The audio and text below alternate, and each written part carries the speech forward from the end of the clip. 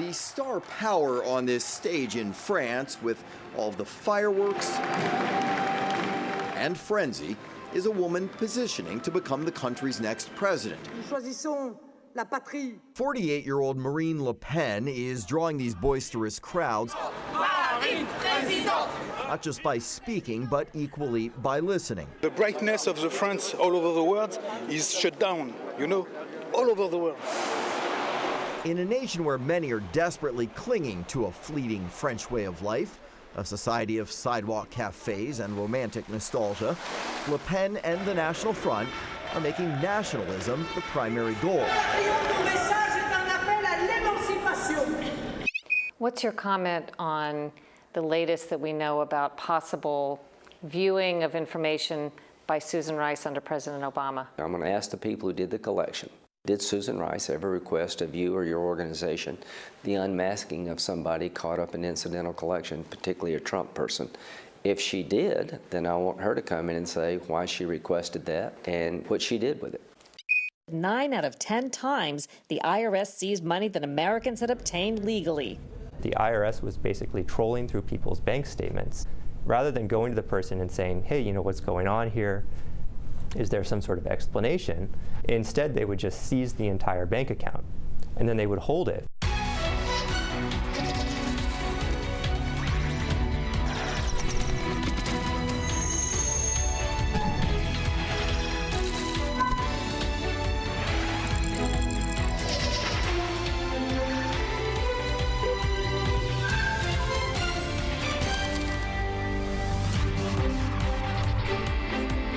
Welcome to Full Measure. I'm Sharyl Attkisson. Next week, French voters go to the polls in the first round of presidential elections. One candidate, Marine Le Pen, is drawing much of the attention and concern. She's campaigning in a style and on the issues that brought President Trump to the White House. Her campaign promise is to put France first, and that is what's worrying much of the rest of Europe. We sent Scott Thuman to examine the political rise of the populist Le Pen. The star power on this stage in France, with all of the fireworks and frenzy, is a woman positioning to become the country's next president, and the symbol of a movement hardly limited to this jam-packed arena. We choose our nation. It's all together, all united. That's how we will confront the challenges of globalization, of Islamism, and of terrorism. That's the only way to be great again, to be free, and the way to happiness.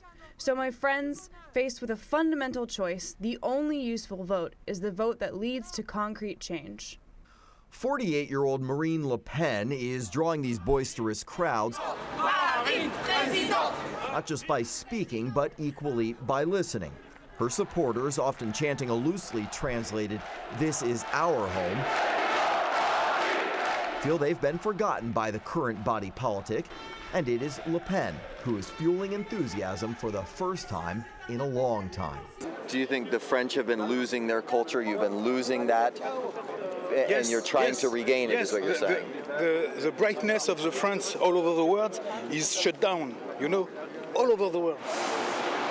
In a nation where many are desperately clinging to a fleeting French way of life, a society of sidewalk cafes and romantic nostalgia, Le Pen and the National Front are making nationalism the primary goal. For many French, the changes from the outside don't sit well.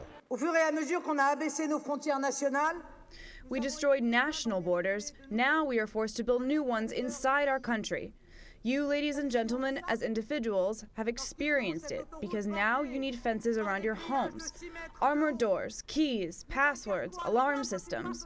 Walls that we don't have outside anymore to protect us collectively. We now have to build them inside to protect us individually. The border is a way to protect us as a nation. So as a nation, we can live peacefully.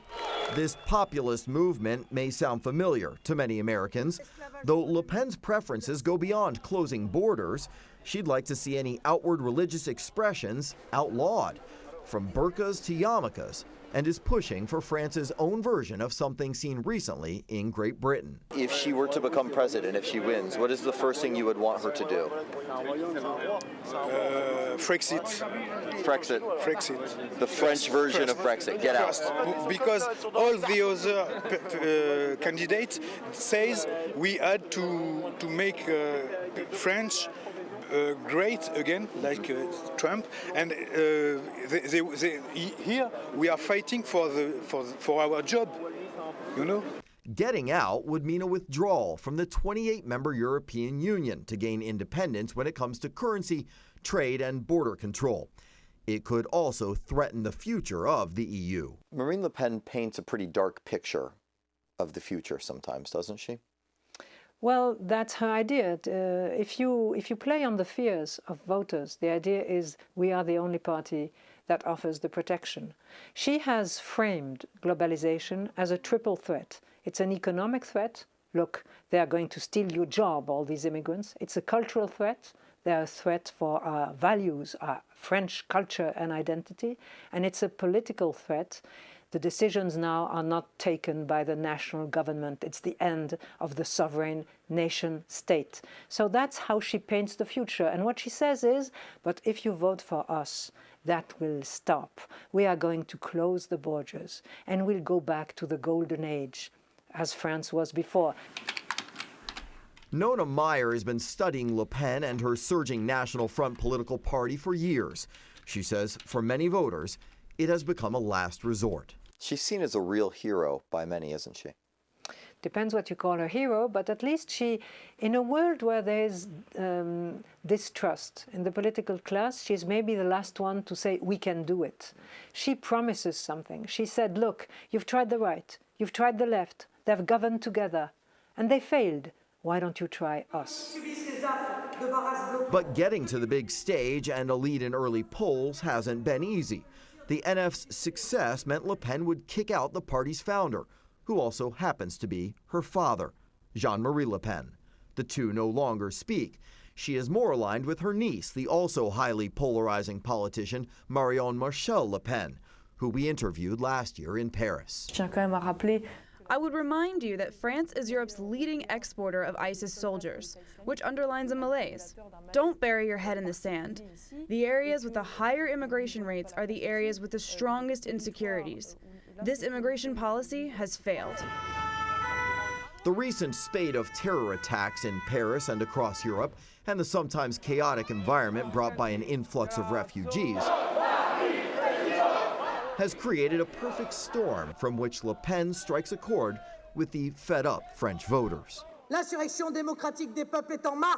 The democratic uprising of people is happening in the US and Great Britain and Italy, in India, and eventually everywhere in the world. Patriots are speaking the same language. She promotes the idea of closed borders. You think that's a good idea? Many problems with borders because immigrants come in France. And you want to stop that? Yes, we want to stop. You want to close the borders? Yes. You would like out of the European Union? Yes, I would go against. I would say, no, we don't want to stay. Le Pen supporters say while a loss would be disappointing, it wouldn't necessarily be disastrous because they say the ideas of the National Front are contagious and will continue to grow well beyond this election. Unfortunately, the Front National has already lost lots of battles in the past. We know what losing means, but our supporters are growing in number every year. Our biggest challenge is to change voting habits. The intellectual battle, we've already won it. We have a phrase sometimes used in Washington when people want to get rid of the current government. They say, throw the bums out. We have the same expression in France. They say, sortez les sortants, out with the in. And that's a strong drive in the support for the Front National. But you see, it's not enough. Today in France, you have something like 79% of the citizens consider that the political class doesn't care what people like me think. You have 3 out of 4 who consider that the political class is corrupt. So there is the temptation to say, out with them all. Despite, according to pollsters, difficult odds for Le Pen and her party, her supporters believe change is not only in the air, it is now inevitable. So this election in France could foretell ballot casting across the rest of Europe, and if populism is truly to take hold, or has hit its own wall. 58% a few weeks ago in the polls say that her party is seen as a danger for democracy. And that's the first flaw. And the second flaw, but maybe Trump it's the same, there's the idea that she's not really capable of being a president of the republic. To those who say that France has had her time, I say the time coming is her time. Time of her great return. Let's return to being proud. Proud of our history, proud of what we are, proud of the France we're going to leave to our children. Fascinating. What'd you hear while you were out and about? Well, many who support and plan to vote for Le Pen told us they have plenty of friends who feel the exact same way, but they won't vocalize that publicly for fear of being criticized. And Sharyl, interestingly enough, that's a sentiment I heard a lot of on the campaign trail here in the United States in places like Selma, North Carolina and Eau Claire, Wisconsin, from Donald Trump supporters. By the way, Le Pen leading in the polls right now, but they are tightening. Really interesting. Thanks, Scott. Ahead on Full Measure, are some playing politics with national security? One senior senator thinks so and plans hearings to hold some in the Obama administration accountable.